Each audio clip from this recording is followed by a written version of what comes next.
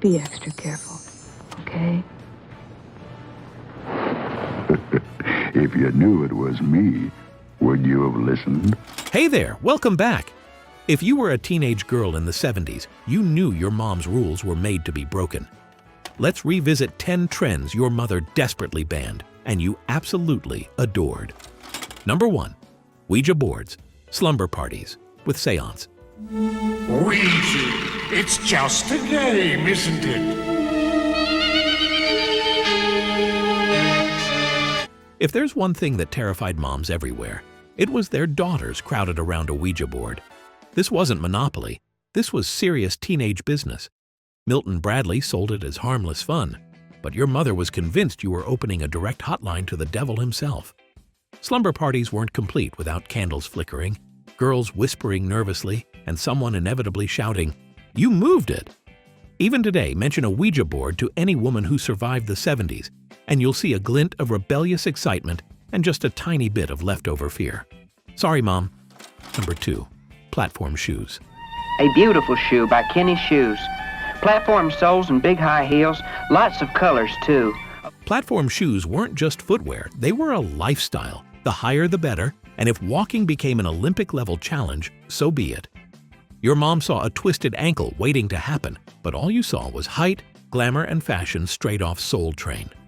Sure, you occasionally toppled over like a newborn giraffe. But hey, if the goal was to look like Farrah or Cher, mission accomplished. Even if your mom thought you looked more like an accident waiting to happen. Number 3.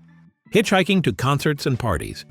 Today it sounds insane, but in the 70s, hitchhiking was just another way to get around. Moms warned about kidnappers and murderers waiting along every roadside, but the lure of a free ride was strong. Concerts were essential, parents rarely volunteered as chauffeurs, and public transportation was often non-existent. So thumbs went out, and you hoped for the best. Every successful hitch felt like defying fate and your mother at the same time. Double the teenage satisfaction. Number 4. Sneaking into drive-in movies. Going to the movies was great, but sneaking into a drive-in was legendary. Moms envisioned the cops dragging you home by the ear, but the thrill of cramming 4 friends under a scratchy wool blanket in the backseat was irresistible. Drive-ins meant freedom, adventure, and yes, a dash of teenage rebellion. Sure, you missed half the movie giggling and ducking from suspicious ushers, but hey, that was half the fun. Mom might have been appalled, but nothing beat the rush of getting in for free.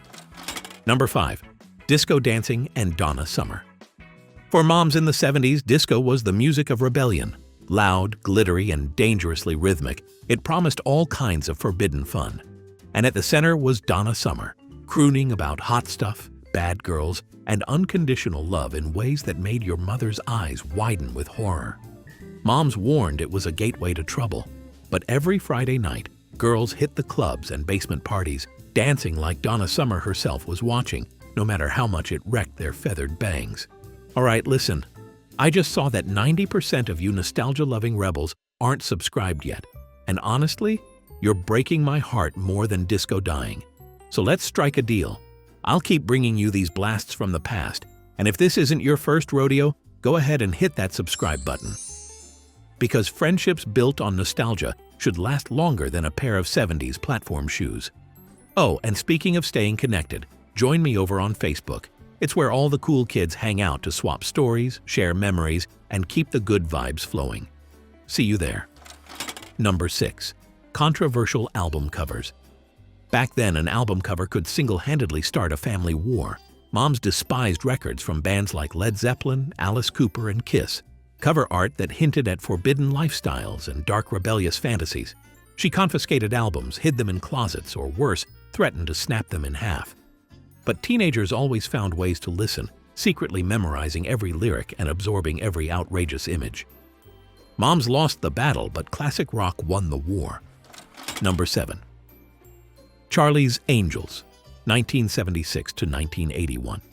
Once upon a time, there were 3 little girls who went to the police academy. Oh boy, did moms hate Charlie's Angels. 3 beautiful detectives fighting crime in tiny shorts, halter tops, and feathered hair was enough to make any mother's blood pressure spike. Moms worried endlessly it was inappropriate. Too risque, too grown up, but that was precisely why teenage girls absolutely adored it. While your mom shook her head, you and your girlfriends were in the mirror practicing hair flips and karate chops like your lives depended on it.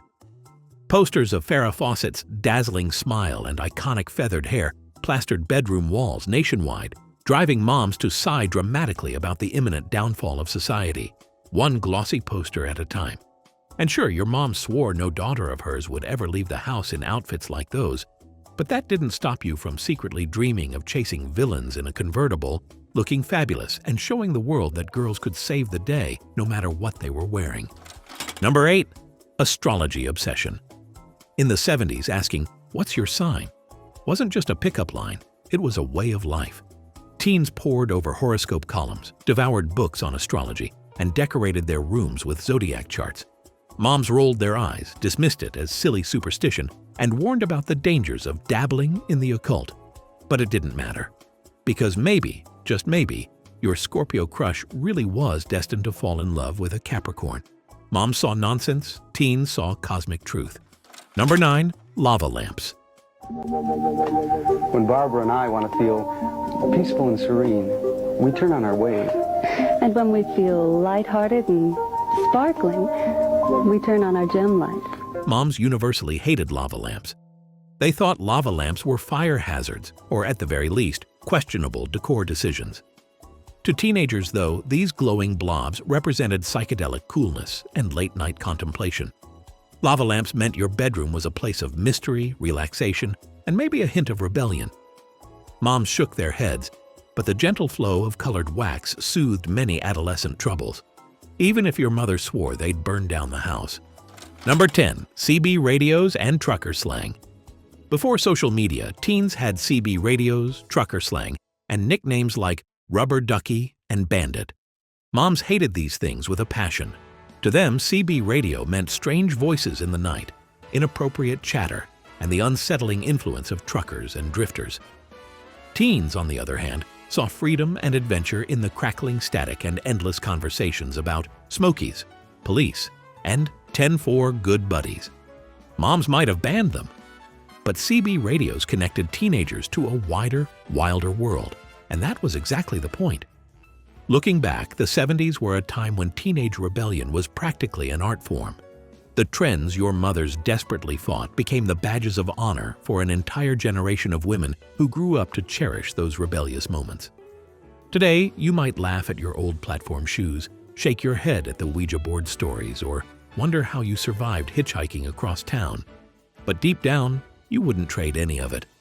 After all, the greatest joys were always the ones your mom tried hardest to ban. Thanks for joining me on this stroll down memory lane. If you had fun reminiscing, give that subscribe button a click so we can keep the nostalgia alive. Until next time, stay groovy.